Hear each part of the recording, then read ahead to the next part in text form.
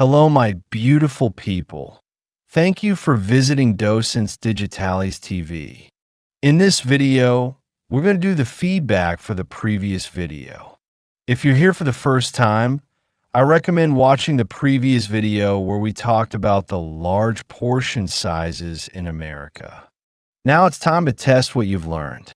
Let's get started. Are American portion sizes small and minimal? No. American portions are usually very large. Did large portion sizes start becoming popular before World War I? No, they became more common after World War II. Is supersizing a strategy used in fast food marketing? Yes, it was used to attract customers by offering more food for a good price. Do Americans see large portions as a sign of stinginess?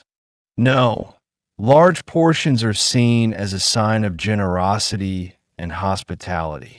Are restaurant portions in America generally smaller than in Europe? No. They're often much larger than those in Europe. Are tipping practices unrelated to portion sizes?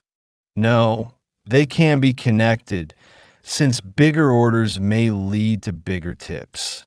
Do all Americans dislike big portions? No. Many Americans enjoy them, especially during celebrations.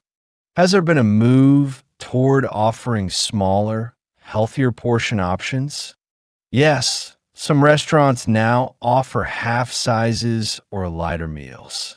Is Thanksgiving dinner in America usually served with small portions? No, it is traditionally served with large amounts of food. Do large food portions have any cultural meaning in the U.S.? Yes, they represent abundance, care, and celebration.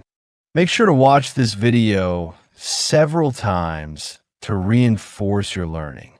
Don't forget to subscribe to the channel and stay tuned for more exciting videos from this amazing series on learning English and American culture.